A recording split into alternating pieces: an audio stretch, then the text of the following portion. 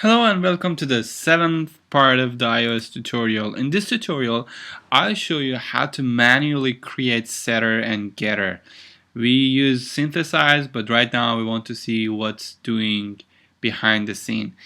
And also I'll show you useful methods of NSArray and how we initialize NSArray, and also useful methods of NSMutableArray.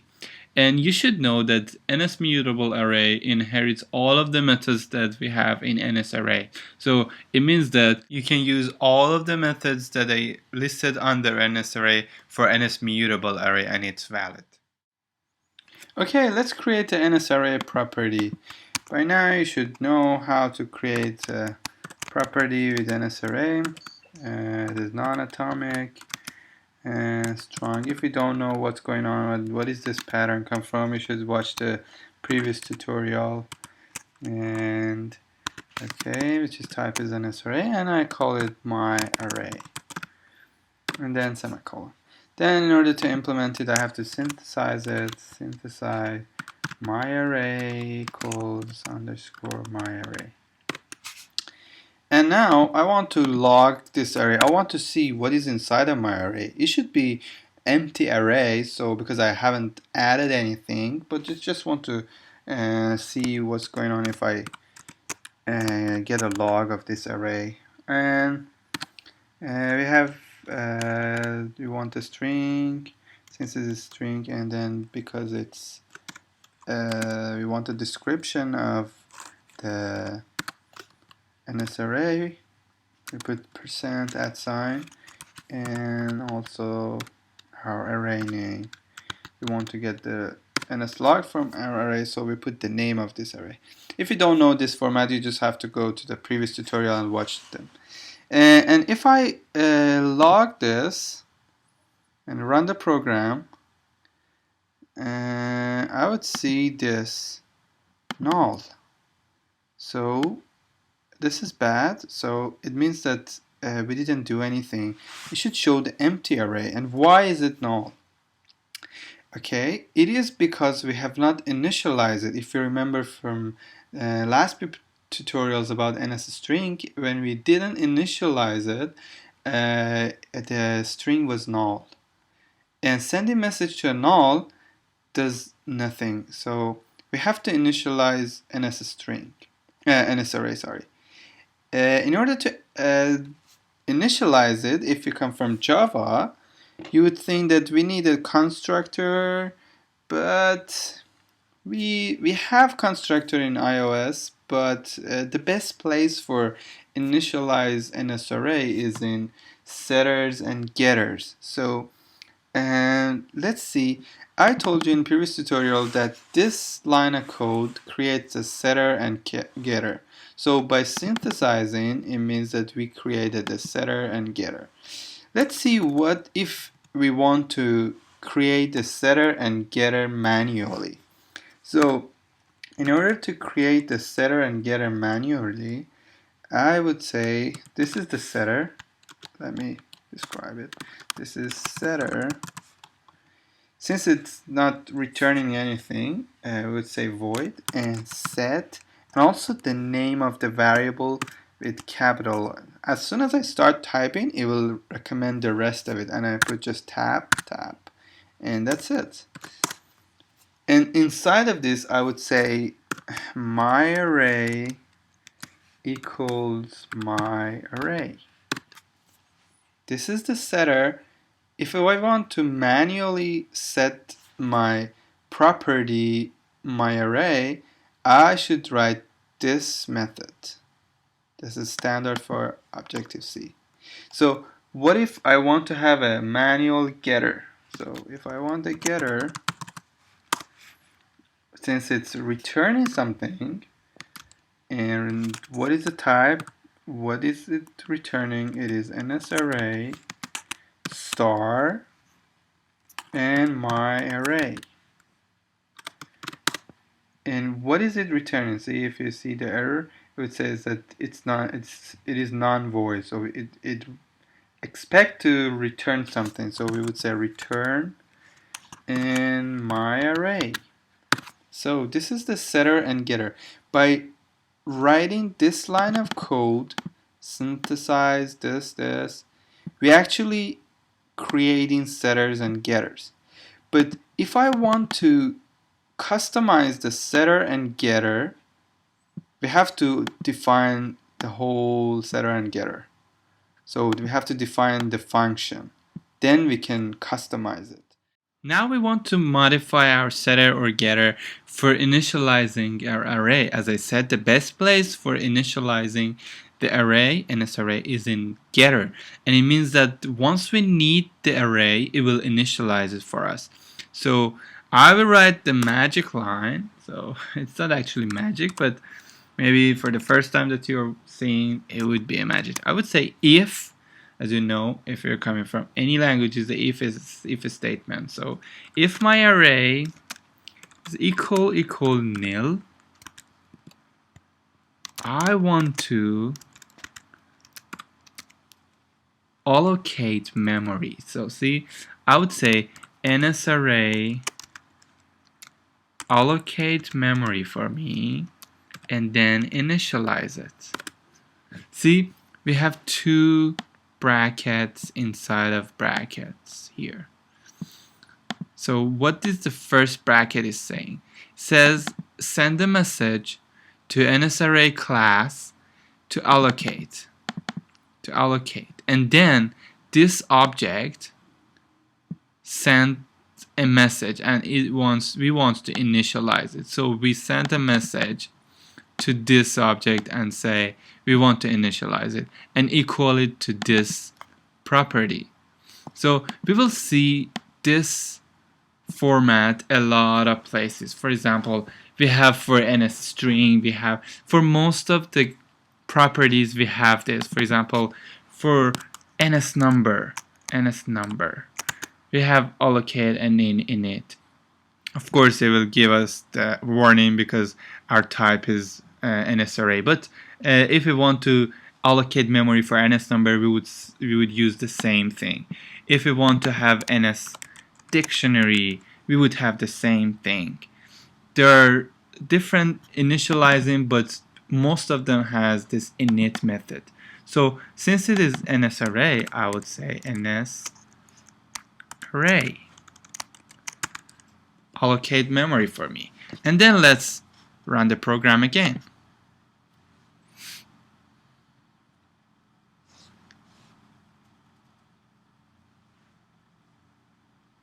Now you see it will show the parentheses, empty parentheses. So it means that our array is empty and this is what we expected. Since we have not modified our setter, we can delete it or maybe comment it out. I just put it here for your information. So let's learn some useful method in NSArray. Let's start with self.myArray. I want to define some items inside of my array. So I would say NSArray, and NSArray has a method called array with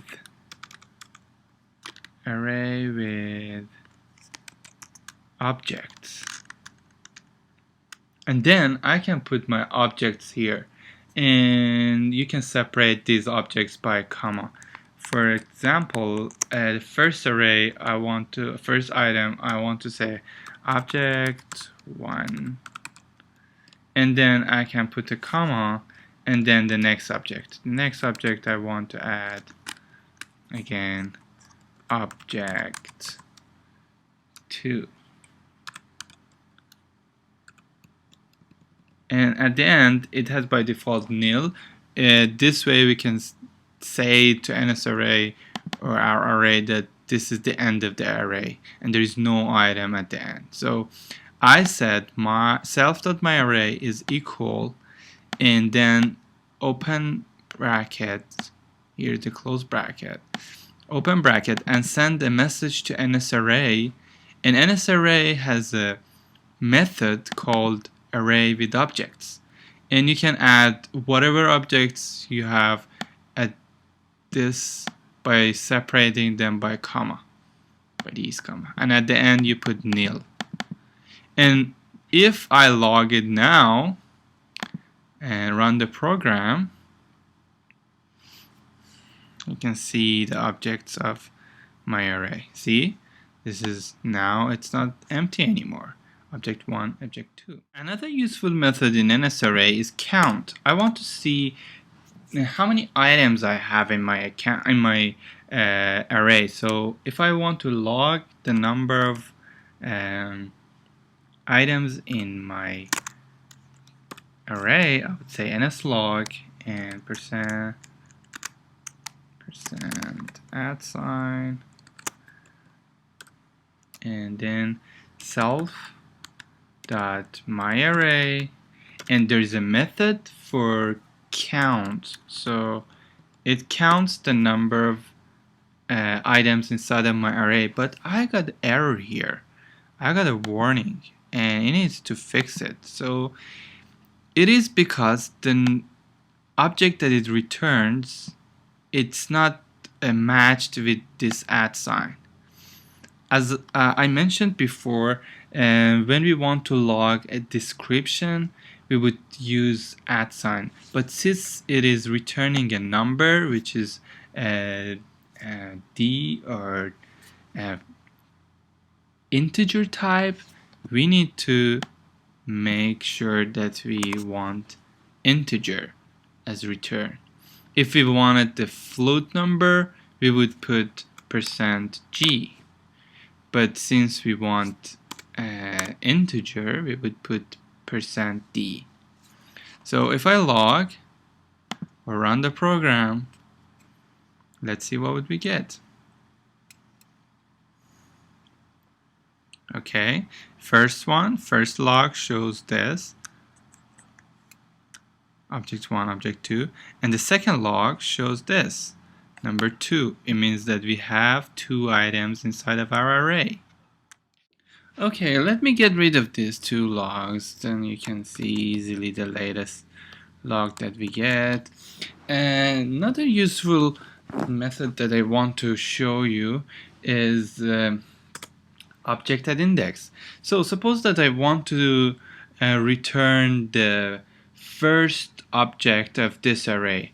So remember, arrays starts from 0. So this is the object number 0, and this is object number 2. I'm sorry, object number 1. We have to, in order to make it more sense, I would say object 0, and this is object 1. So in this case, you would say that this is the object 0, object 1. So I want to return the object 1. So I would say I want to log it. So NSLog, and then I would say @. Since we want a description, so this time we would put %@ and comma, and we would say we want to send the message to our array self.myArray, and this is the method that I wanted to show you, object at index. So since the index of object 1 is 1, so I would put 1 here, and then semicolon.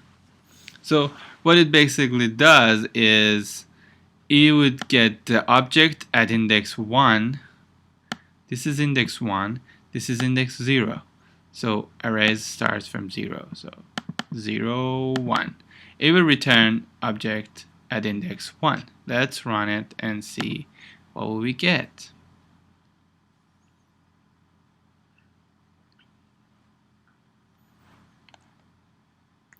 And it returned object 1 as we expected.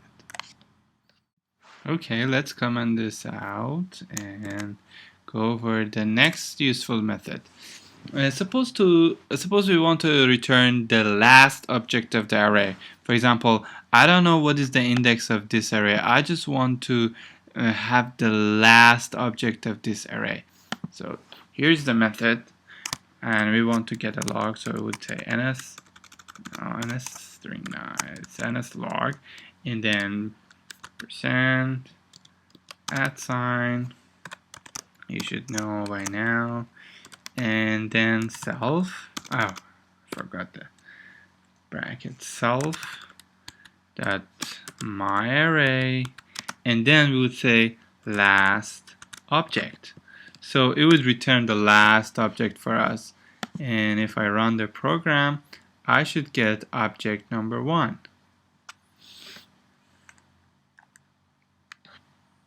As you can see, this is object number 1. Okay, so far we talked about NSArray, and as you may notice, we did not modify the array. We just get the last object. We could just return the object at index. We cannot add, we cannot remove anything from this array because it's immutable. But we have a version of NSArray which is mutable, and I want to show you what is this look like. So let's get rid of these codes, then we can have more space.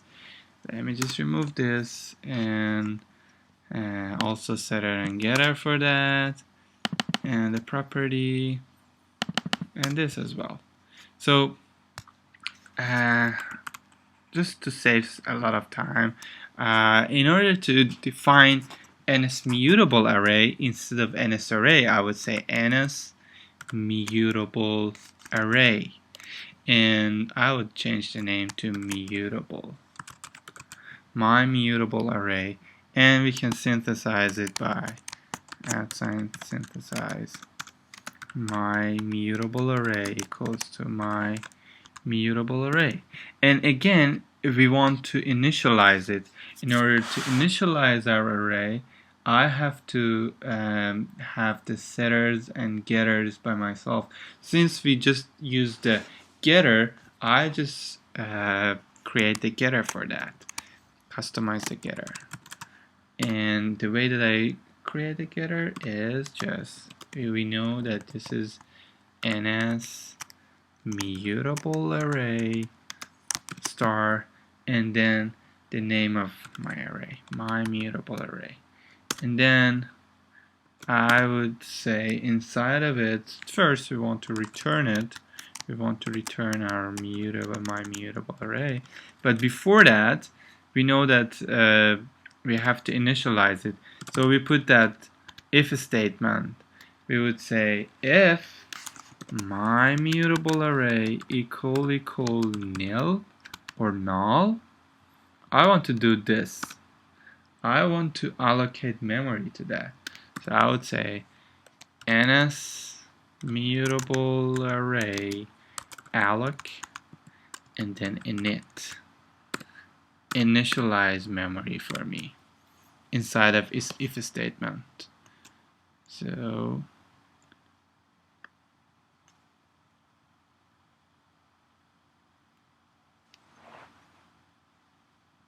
we have a warning here, result unset, unused. Oh yeah, we have to say, I forgot it, my mutable array is equal this. So we just initialize it by this line of code. We can get rid of this curly brace since it's one line, and it's, you know, if you're going from another language, but I just put it inside of the curly brace. So it's a best practice for that.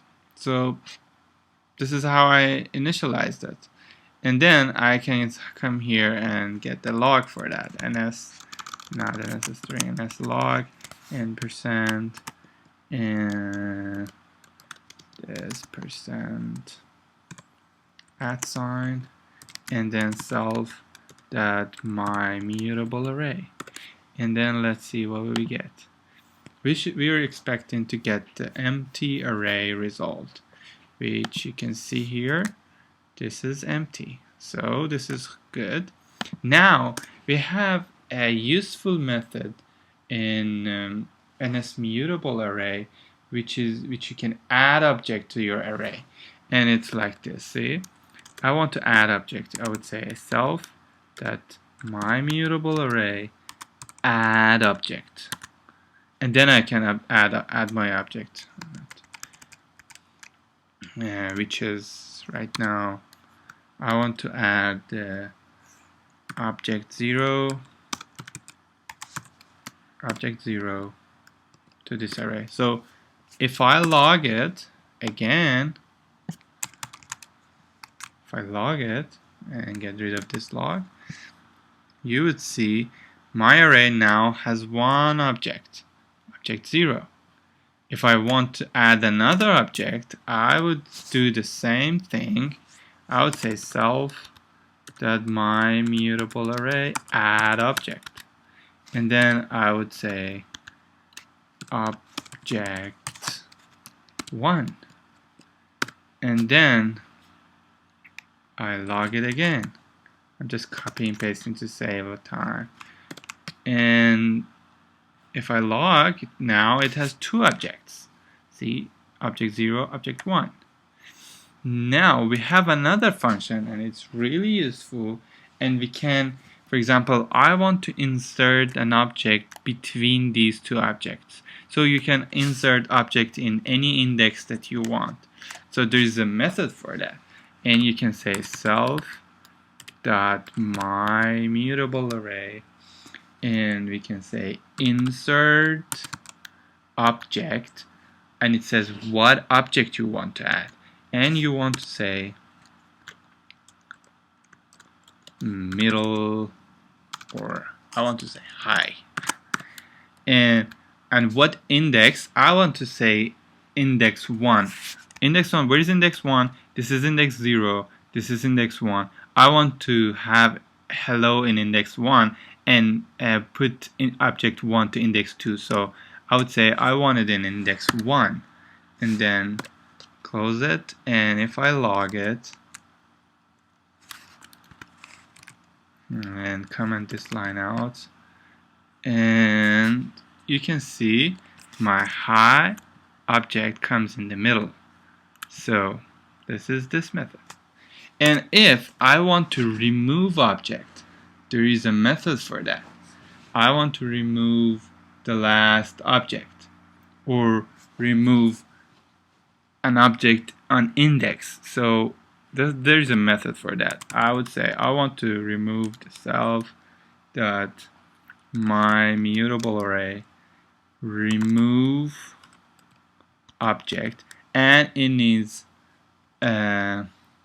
remove object to remove the object that you specify the name, but I want to remove the object at index. Remove object at index, as you can see here. Remove object at index, and the index that I want to remove is index 1, so it should remove high from my index because it is object number 1. But I don't want to remove the high. I like this high. I want to remove object at index 0, so I would change it to object at index 0. And if I log it, if I run the program, there's nothing happened because our log is here. So I would put it after this and comment this out, and then I would run the program. Now you can see it removes object 0, and I have only high and object 1. There is another useful method, which is remove the last object, and this is for pushing and popping stuff into your array, and the method is called remove last object. I can use it like self.myMutableArray remove last object, and if I log it, I copy paste it here for saving time and comment this out in order to just get this last result. And if I run it, it would just have the first middle object because we removed the last object. What was the last object? The last object was object 1. So we removed the last object, so we have only the high object. You can find the description of this tutorial on the link below on the description part of YouTube. And also, if you have any comments or questions, you can put it below. Have a good time.